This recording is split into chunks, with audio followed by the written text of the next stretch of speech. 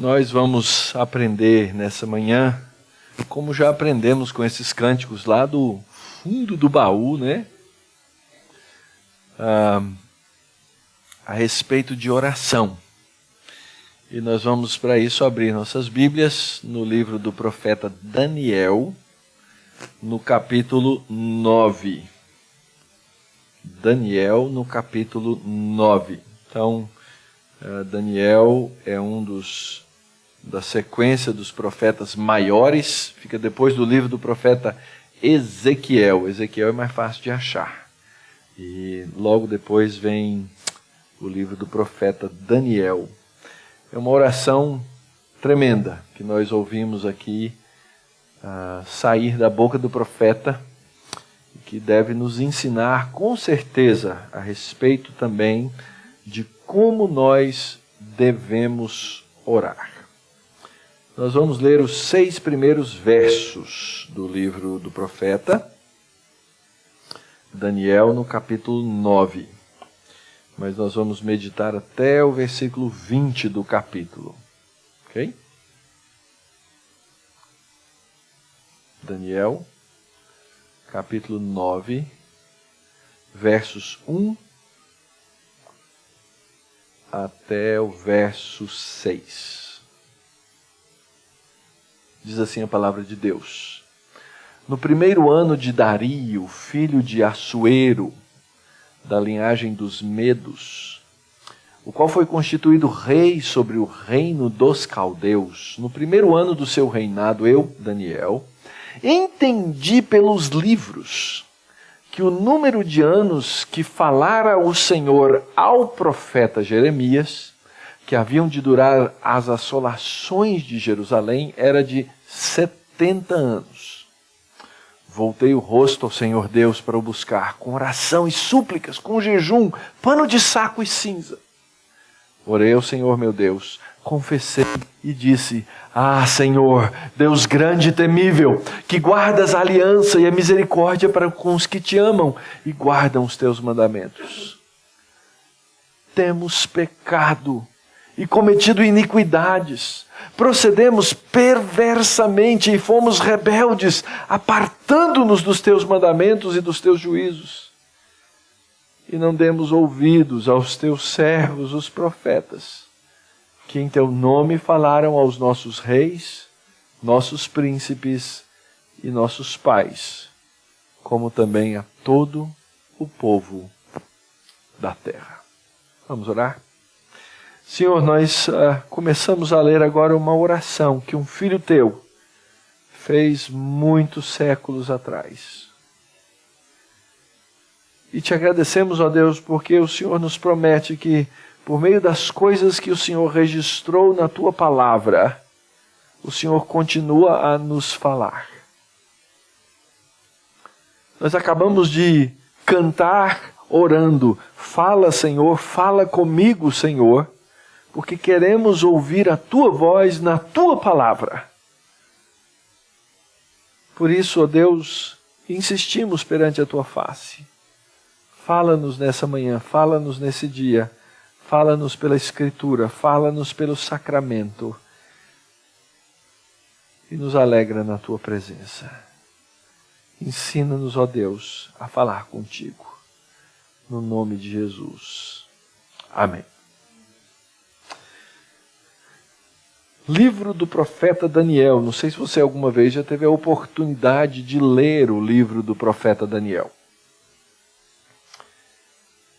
Daniel chegou, ou ainda jovem, na Babilônia.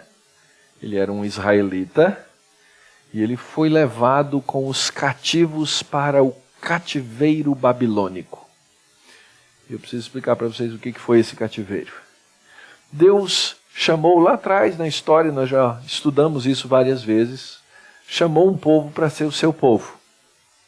E a Bíblia narra a história desse povo, narra das bênçãos que Deus deu a esse povo e narra dos insucessos desse povo ao não obedecer a Deus. mas também narra da maneira como Deus levanta esse povo mesmo quando ele peca. É muito interessante. Essa é uma constante na Bíblia. É Deus resgatando um povo para si. Esse povo, que foi criado por Deus, começa etnicamente lá na semente de Abrão, que nós estávamos estudando e voltaremos a estudar em breve. E esse povo começa a crescer, começa a se tornar família a partir de um homem, que é esse homem Abrão, e acaba no Egito. E lá no Egito, eles durante um tempo gozam de um bom status no meio de uma outra nação, mas com o passar do tempo eles se tornam escravos. Passam 430 anos na escravidão do Egito, até que Deus levanta um homem para libertá-los, chamado Moisés. Esse homem Moisés, a gente lê a história dele no livro de Êxodo. Tem gente que faz novela, tem gente que faz filme, tem gente que faz festa, porque de fato é um épico em cima disso, não é? E a gente está vendo aí essas produções todas em torno das histórias bíblicas. Algumas podem até em algum momento ser interessantes. Eu estou com vontade de assistir o musical dos 10 Mandamentos. Deve ser interessante. Não estou fazendo propaganda e não estou ganhando nada, tá, gente? Mas deve ser interessante. E esse povo então sai naquele momento de grande libertação do Egito e é levado por Deus para uma terra. E Deus dá uma série de orientações para aquele povo, a maneira como eles iam viver naquela terra e como eles seriam abençoados. E aquele povo, quando Deus propõe aquela lei, aquele povo diz: claro, Senhor, nós vamos fazer tudo isso. E o tempo vai passando, a memória é curta, eles esquecem da lei de Deus, eles esquecem dos preceitos de Deus e esquecem que da mesma lei que Deus disse: eu vou abençoar vocês, mas vivam piedosamente na terra. Se vocês não viverem dessa maneira, vocês vão sofrer as consequências dessas coisas. E aquele povo resolve obstinadamente desobedecer ao Senhor. Esquecem a lei, rejeitam a lei, a iniquidade se torna grande a um ponto no qual Deus manda um profeta chamado Jeremias e outros profetas, mas aqui no caso Jeremias, para dizer para eles: olha, aquilo que eu disse lá na lei, se vocês não se arrependerem, vai acontecer. Vocês vão ser desterrados, vocês vão ser levados embora da sua terra. Mas esse mesmo profeta que fala do desterro, fala da volta. O profeta Jeremias diz: vocês precisam ir para essa disciplina. Essa é uma coisa que nós não podemos esquecer. Deus é um Deus disciplinador. Se você é filho de Deus, se eu sou filho de Deus, essa igreja é dos filhos de Deus, e nós não obedecemos os caminhos do Senhor, Ele vai nos disciplinar, porque o pai que ama um filho, disciplina um filho. Senão, segundo Hebreus, ele é como se fosse o quê? Um bastardo. E Deus então manda Jeremias e diz: Jeremias, fala a esse povo. Jeremias apareceu para falar ao povo, ele falou aos príncipes, falou aos reis, falou a todo mundo, a todas as autoridades, e ele encontrou ouvidos surdos.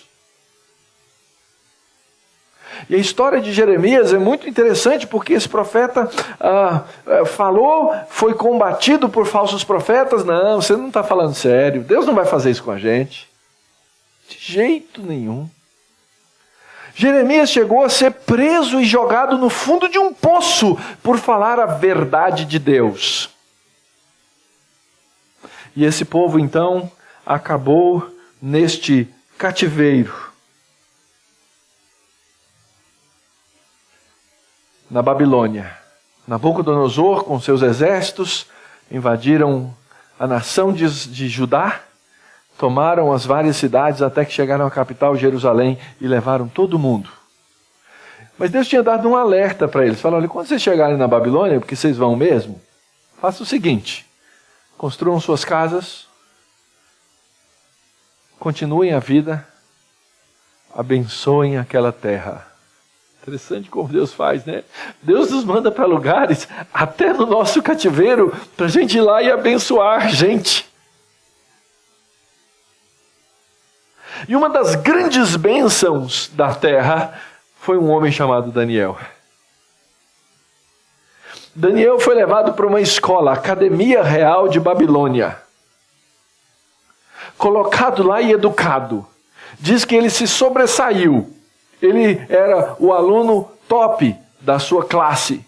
Dentre todos os sábios e inteligentes, o capítulo 1 de Daniel diz que ele era douto nas ciências, em todas as coisas, em toda a sabedoria. E o livro de Daniel todinho narra como esse era um homem piedoso e temente a Deus. E por isso ele era perseguido várias vezes. Em todas as vezes em que a perseguição vem sobre ele, ele sai do outro lado vitorioso, não cantando vitória, mas por causa da maneira como Deus o conduz a orar, a se dobrar diante dele, a não negar o nome do Senhor, até quando o imperador construiu uma estátua e falou assim: todo mundo agora me adora, quem não me adora vai para a fornalha de fogo. E Daniel e seus amigos falaram: não dá, rei. Então vai para a fornalha de fogo. E Deus os tira da fornalha de fogo. E Daniel abençoa aquele povo, Daniel abençoa aquela nação de uma maneira tremenda. E aí cai o rei, volta outro rei. Ele não era casuísta na política, é porque ele era um homem de competência, ele permanecia. Vários reis passaram e Daniel continuava sendo uma figura proeminente e importante no reino da Babilônia por causa das suas competências usadas debaixo da piedade que ele demonstrava diante de Deus. E como fica muito claro no texto, Daniel era um homem estudioso. O texto diz logo no comecinho que no primeiro ano de Dario, lembra, já passaram vários reis, já foram reis aí, impérios caíram e se levantaram e Daniel continuava lá. Agora já estamos no primeiro ano de Dario, que já é outro povo que tomou a Babilônia. No primeiro ano de Dario, filho de Assuero, da linhagem dos Medos, o qual foi constituído rei sobre o reino dos caldeus. Os caldeus são os babilônios. No primeiro ano do seu reinado, Daniel, eu estava lendo. Eu entendi, eu estava lendo o livro de quem? Eu estava lendo o livro do profeta Jeremias. E ele diz aqui: eu entendi pelos livros que o número de anos de que falara o Senhor Jeová, o profeta Jeremias, que haviam de durar esse cativeiro do povo de Deus, as assolações, era de 70 anos. Por quê? Porque Jeremias havia dito, está aí, 29:10 de Jeremias. Assim diz o Senhor: logo que se cumprirem para a Babilônia 70 anos, atentarei para vós outros e cumprirei para convosco a minha boa palavra, tornando a trazer-vos para esse lugar. Eu fico imaginando o profeta Daniel lá com seus rolos. Não era tão fácil como é hoje abrir um livro ou um meio eletrônico para ler, mas ele lá com seus rolos, lendo a profecia, de repente é como se escamas caíssem dos olhos dele e ele visse assim: uau! Chegou a hora! E essas coisas, queridos, nós entendemos pela iluminação do Espírito Santo de Deus. E ele então entendeu essas coisas, ele compreendeu que aqueles 70 anos haviam chegado.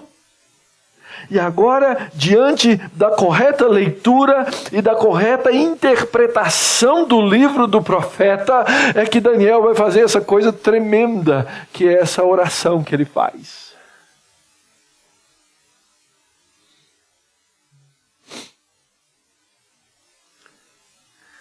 E eu ontem estava dando um curso, alguns irmãos estavam lá comigo, eu disse: esse Daniel era calvinista. Ele era reformado na sua compreensão da oração. Porque é isso que nós fazemos. Nós entendemos a vontade de Deus, e quando nós entendemos a vontade de Deus, a gente imediatamente diz o que para Deus? Vou ficar de braços cruzados. Não vou fazer nada, Deus é soberano mesmo, Ele faz todas as coisas. Deus já determinou todas as coisas mesmo. Não, nada disso. Quando nós entendemos o plano, o projeto e a determinação de Deus, nós imediatamente fazemos, ou devemos fazer como Daniel e dizer assim: Senhor, estou dentro. E nós fazemos isso pela oração. Nós declaramos com os nossos lábios esse desejo inflamado do nosso coração de fazer a vontade de Deus se manifestar no mundo. Eu quero viver para fazer, manifestar no mundo a vontade de Deus. Porque nós somos chamados para isso. Queridos, coloquem-se nas mãos de Deus e digam: Senhor, faz o que o Senhor quiser com a minha vida.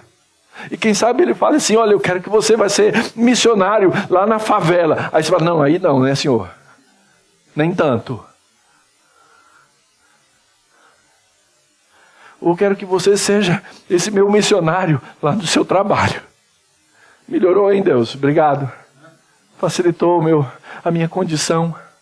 Eu não sei qual é o chamado de Deus para cada um de vocês, mas eu sei que Deus quer te usar e quer trabalhar com a sua vida, para a honra e glória do nome dEle. E a nossa função ao estudar, ao avaliar, ao nos debruçar sobre a palavra de Deus, é dizer: Senhor, estou dentro, eu quero fazer a Tua vontade, porque esse é o Teu plano. E eu tenho brigado com vocês já algumas vezes, dizendo assim: para de perguntar para Deus: Deus, o que o Senhor quer que eu faça da minha vida? Não tire a sua vida do centro da história e coloque Deus no centro, porque Ele é o dono da história. E diga assim: Senhor, como é que a minha vida circula em torno para a Tua vontade, para a Tua verdade? Como é que eu posso viver, Senhor, de maneira a compreender profundamente que todas as coisas são Tuas, procedem de Ti e são para Ti? E aí a gente começa a achar o nosso papel. E isso acontece pela oração. Daniel entendeu. E quando ele entendeu, ele orou. Porque é isso que os crentes em Cristo, quando entendem a vontade de Deus, a palavra de Deus, fazem. E essa é a história de Daniel. Daniel é um homem que insistiu em orar. Todo mundo fazia projeto, inclusive sabiam que ele era um homem que orava. E teve gente que chegou a fazer gambiarra política, esquema político, para evitar que ele orasse. Porque ele orava visivelmente, para todo mundo ver.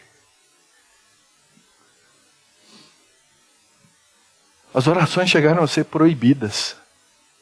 Mas esse tal de Daniel ora, é um problema para a gente.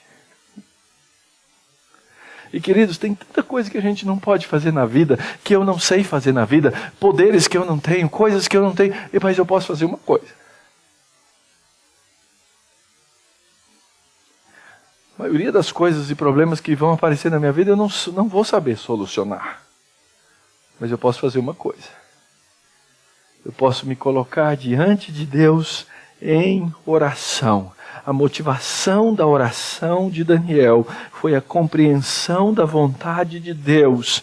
Porque na vida cristã a gente aprende a orar, a gente desenvolve a nossa vida de oração. Na vida de oração a gente cresce e à medida em que nós crescemos, nós compreendemos mais esse sentido da palavra de Deus. Oração e leitura da Escritura andam juntas. Eu e Nina tivemos sérias discussões sobre o tema essa semana. E nós precisamos aprender. Quais são as características tão fantásticas desse homem que entendeu a vontade de Deus a partir da Escritura? E que podem nos ensinar coisas tremendas para a nossa própria vida. Primeira coisa, essa oração de Daniel é uma oração que compreende a aliança e o pacto de Deus. A nossa oração ela tem que ser uma oração pactual. Nós somos seres pactuais, nós vivemos em pacto, tudo que a gente faz é pactual. O contrato de aluguel que você faz é um pacto entre duas pessoas, tem testemunhas, um contrato comercial. Nós aqui temos um pacto. Por que vocês estão todos sentados e me ouvindo? É um pacto implícito. E eu sei que nesse pacto, quando vocês olham para mim e me enxergam como pastor e alguém que tem a condição de falar sobre a Bíblia, sobre a palavra de Deus, é uma relação pactual. Eu não posso pisar na bola com essa relação pactual. É isso que vai me permitir, inclusive, ir atrás de você e pegar no seu pé. É ou não é? É. Então, se você quiser ser membro dessa igreja, antes de ser, pensa bem no que você está fazendo. Porque a nossa relação pactual nos permite fazer isso. Deus fomenta essas coisas.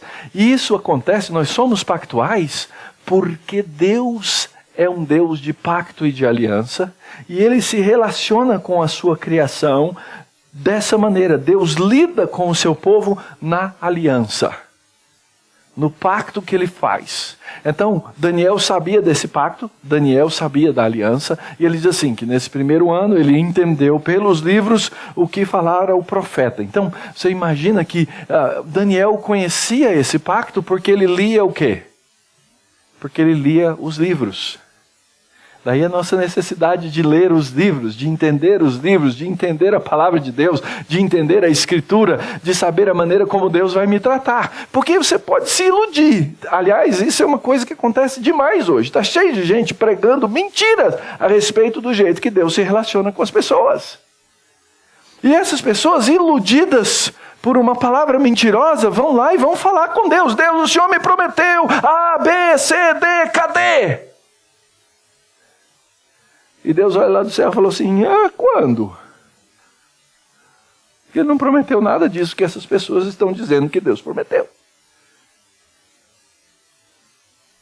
Então nós não podemos viver de ilusão nesse relacionamento. Nós temos que ir pelo livro. Aquilo que Deus ensinou na sua palavra e na sua lei. Ele entendeu, chegou o tempo de Deus levar a gente de volta para a nossa terra. Olha o que Ele faz, orei ao Senhor meu Deus, confessei e disse, Senhor, Deus grande e temível, que guardas a aliança. Deus faz isso por causa da sua aliança com o seu povo. Deus trata o seu povo e, na verdade, Deus enviou o seu povo para o cativeiro por causa da aliança. E o povo foi para o cativeiro por causa do amor de Deus, porque Deus os disciplinou.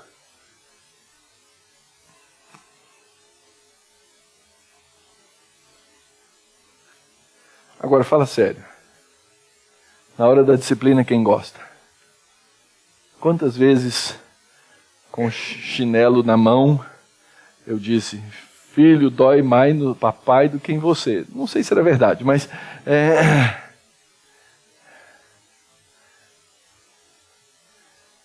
mas os filhos precisavam ser disciplinados.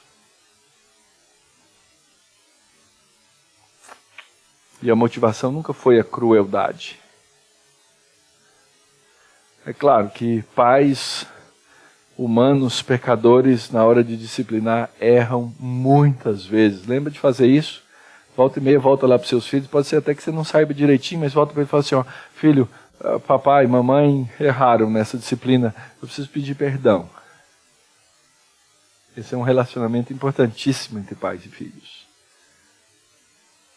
A Nina está fazendo careta lá, dizendo que eu nunca fiz isso. Não me negue. Como não? Esses momentos solenes, eles não guardam. Denise, eu já fiz isso ou não? Ela está dizendo, eu já fiz. Vocês podem não lembrar, mas eu já fiz. Porque como pais humanos nós erramos. Mas o Pai Divino nunca erra na sua disciplina. Ele nunca erra na força da mão. Ele nunca erra na aspereza da voz. O nosso Pai Divino, Ele nunca erra na disciplina dos seus filhos. Porque a aliança, o amor dEle, são perfeitos. Perfeitos para os que são seus. E Ele nos cuida. Ele nos disciplina, mas Ele nos abraça. Porque Ele nos trata segundo a sua aliança de amor. Assim, queridos, é o nosso Deus. Ele nos trata conforme a aliança. Essa oração parte de um homem que também compreende os intentos de Deus. Eu já falei sobre isso um pouquinho. Quando ele enxergou na palavra aquilo que Deus queria fazer, ele falou assim: quero fazer aquilo que Deus quer que eu faça. Senhor, a história não é minha, mas a história é do Senhor. Então eu quero fazer aquilo que faz parte da tua história. Como eu amo a história de Deus. Esse profeta Abacuque, ele estava indignado com Deus. Um dia você pega e lê o livrinho de Abacuque. São 3 capítulos. Você lê em 15 minutos, você acabou. Mas você vai ficar impressionado. Você não vai acabar em 15 minutos pelo que acontece na história. Ele estava indignado com Deus antes do cativeiro. Ele falava assim: Deus, como é que o Senhor vai trazer esse povo, esses babilônios, esses caldeus aqui para trazer disciplina em cima de nós? E ele se encontra revoltado contra Deus.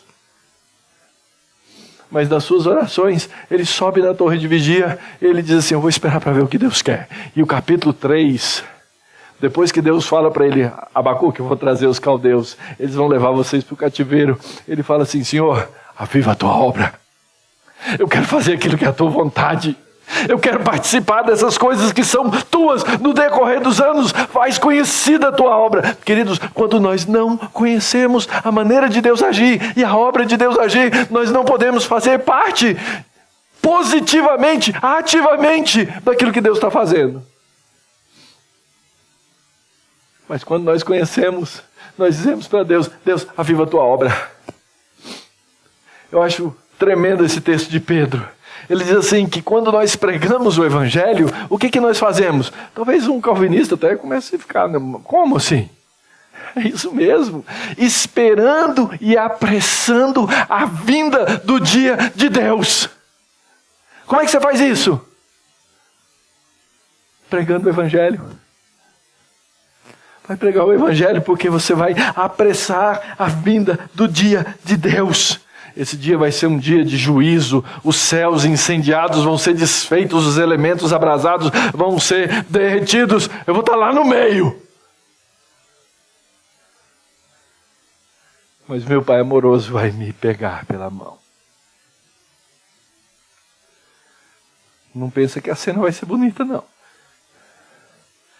Não vai ser igual a abertura da Copa. Não, das Olimpíadas. Porque da Copa não dá, né?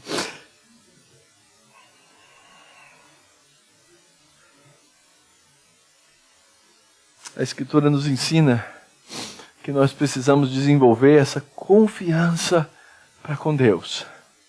Que quando a gente ora e pede segundo a vontade dEle, Ele ouve aqueles que são os seus filhos. E a gente tem um problema para entender a vontade de Deus. Aliás, isso reflete muitas coisas. Quando as coisas ruins acontecem com a gente fica pensando: será que será a vontade de Deus mesmo? E coisas ruins acontecem com a gente.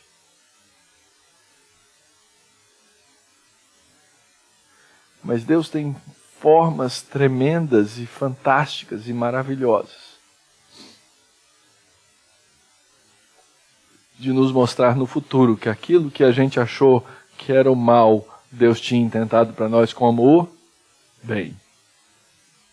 Gênesis 50, 20, que na nossa tradução é mal traduzido, ou intencionalmente mal traduzido. Lá diz assim: aquilo que vós intentastes para o mal, Deus o tornou em bem. Não é isso que está no texto hebraico. Deus, aquilo que vós intentastes para o mal, Deus intentou para o bem. Era proposital. E José passou por tudo aquilo na vida dele, que ele passou, foi para a cadeia, foi acusado falsamente. Aquilo era plano de Deus. Para que ele chegasse aonde chegou. Para que muitos fossem salvos. Terceira coisa, essa oração, ela é uma oração humilde e contrita. eu voltei o rosto ao Senhor Deus para o buscar com oração e súplicas, com jejum, com pano de saco e cinza. Tem muita gente que acha que se a oração for sincera, Deus ouve. Eu já vi gente sinceramente orando pelos mortos. Eu já vi. Tem gente que ora pelos mortos. É sincero. A gente sabe que Deus não ouve essa oração. Porque ela é contra a palavra de Deus. Ela é contra a verdade da palavra de Deus. Deus diz, olha, a morte é um limite. Que desse você não pode ter controle depois. Então não adianta nem orar pelos mortos. Agora, é fato que compreendendo as coisas agora com essa humildade e contrição, o profeta ele precisa se humilhar, buscar a Deus com oração, com súplica, com jejum e com pano de saco e com cinza. E Jesus, algumas vezes na Escritura, nos mostra como devemos orar.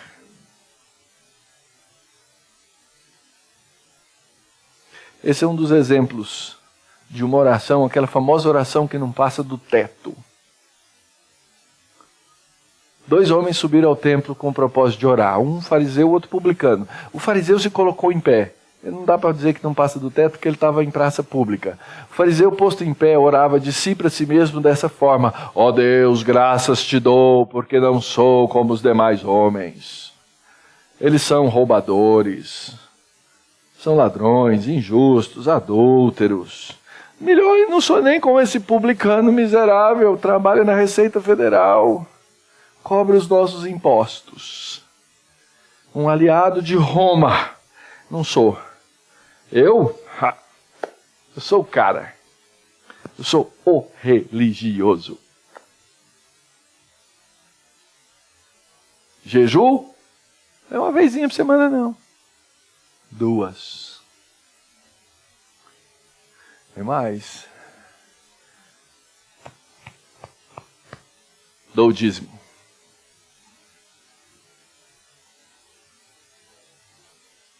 Do bruto. Quer dizer, uma pergunta que eu recebo direto. A gente dá o dízimo do bruto ou do líquido, pastor, né? O cara, não. Tem essa não. Eu dou o dízimo do bruto. Tudo.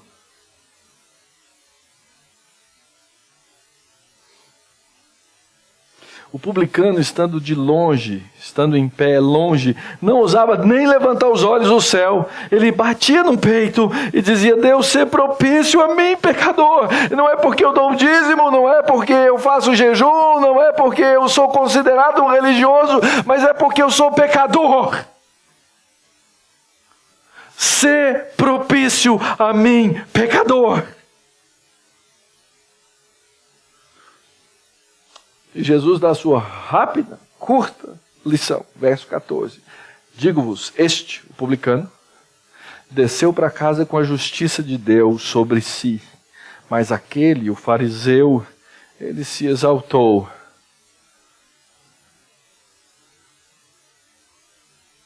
Então perdeu.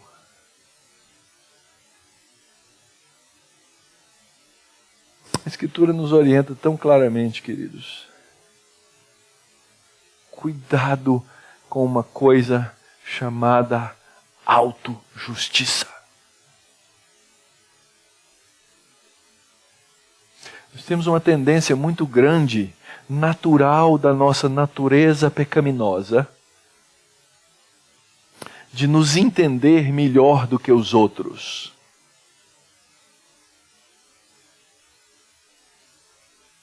Eu olho para o outro e falo assim: eu nunca adulterei. Eu nunca isso. Eu nunca isso. Então eu sou melhor. O que esse indivíduo fez? Ele se aproximou de Deus com justiça própria. A justiça própria não é própria daqueles que são os filhos de Deus. A oração dos filhos de Deus, ela compreende que ela chega diante de Deus em quebrantamento. Profundo quebrantamento. Por causa da nossa miséria espiritual. Nossas orações devem ser humildes. Elas devem reconhecer e exaltar a grandeza de Deus e diminuir o nosso eu. Isso vale para tudo que a gente faz na vida cristã. E é difícil. Porque a gente começa a se colocar no centro da história. Como se as coisas fossem feitas por nós, por meio de nós e para nós.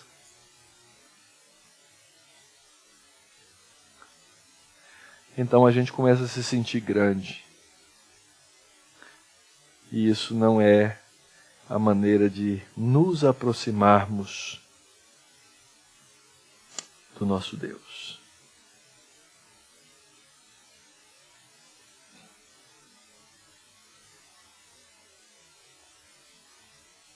Eu acho que nós vamos ficar nesses 3 pontos hoje.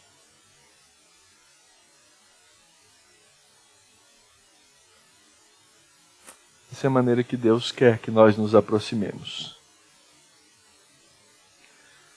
Uma oração que entende a vontade de Deus. Uma oração que sabe como Deus lida com o seu povo.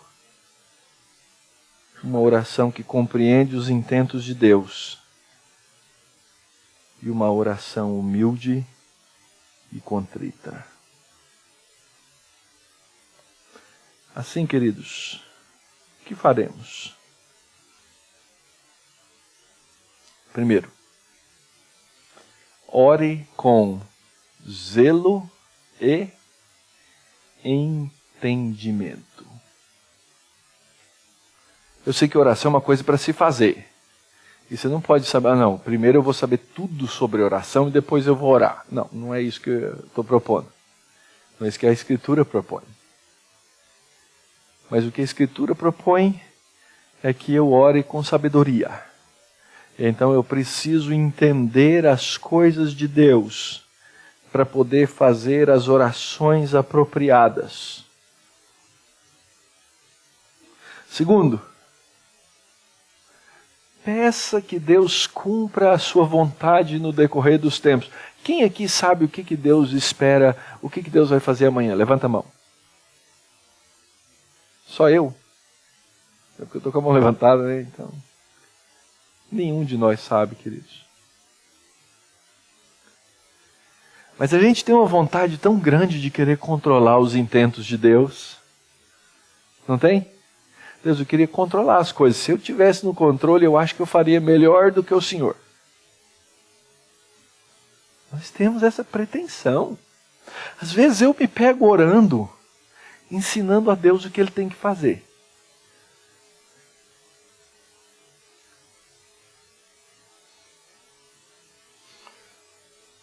Quando você chega nos 50 anos, você pensa na morte. Eu sei disso porque eu já cheguei. E eu me lembro da minha mãe, muitas vezes minha mãe já tem 80 e tantos. E ela tinha um quadro na sala de estudos dela, onde ela tinha escrito assim, umas 3 ou 4 doenças.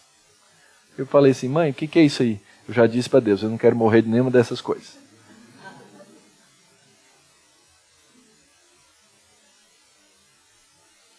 Volta e meia eu me pego pensando na morte. Porque eu sei que eu vou morrer. A minha vontade era controlar a minha vida e dizer assim, não, Senhor, eu não... Dá para mandar Jesus antes, porque eu não preciso nem passar pela morte, né? Mas eu já botei meus parâmetros para Deus. Assim, Deus, eu não quero morrer disso, não quero que aconteça isso, não quero que aconteça isso. E como a gente é tolo. Como a gente é tolo. A gente quer controlar o mundo, a vida, a história e a morte. E é verdade que a gente pode ter vontades e desejos e até dizer para Deus, Deus, eu queria fazer assim, o assado, ou eu queria assim, o assado das coisas.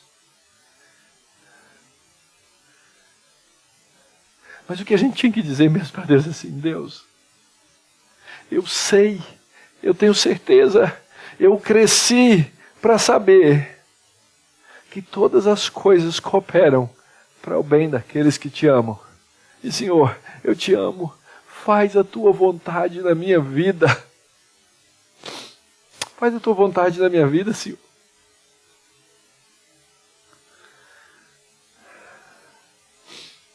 Às vezes a gente quer controlar o destino dos nossos filhos. Eu não quero.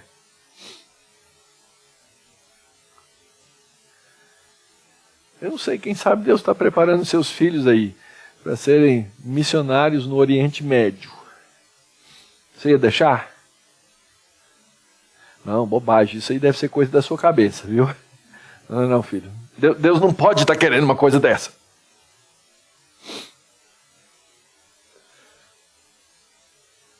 Mas pode, né? Aprenda a orar e a pedir que Deus cumpra a sua vontade no decorrer dos tempos.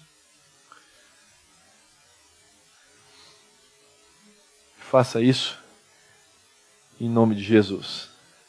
Sabe por que as orações são ensinadas na Bíblia a serem feitas em nome de Jesus? Porque você não pode chegar lá na frente de Deus e dizer assim, Deus, é o seguinte, eu sou o Mauro. Eu sou um indivíduo justo. Eu sou um indivíduo bom. Eu sou um cara verdadeiro. Eu quase não pequei na minha vida. Ou mentira, hein? É por isso que eu tenho que chegar lá e ao invés de apresentar minha credencial, que não vale nada, nem para entrar no Parque Olímpico, eu chego diante de Deus e apresento a credencial do filho dele. E digo para Deus assim, quem me mandou aqui? Bater na sua porta. Por isso que nós oramos em nome de Jesus.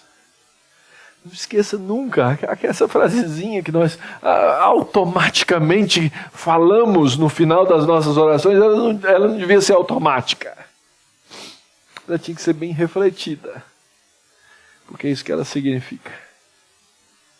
Pai, eu cheguei aqui porque o teu filho me autorizou.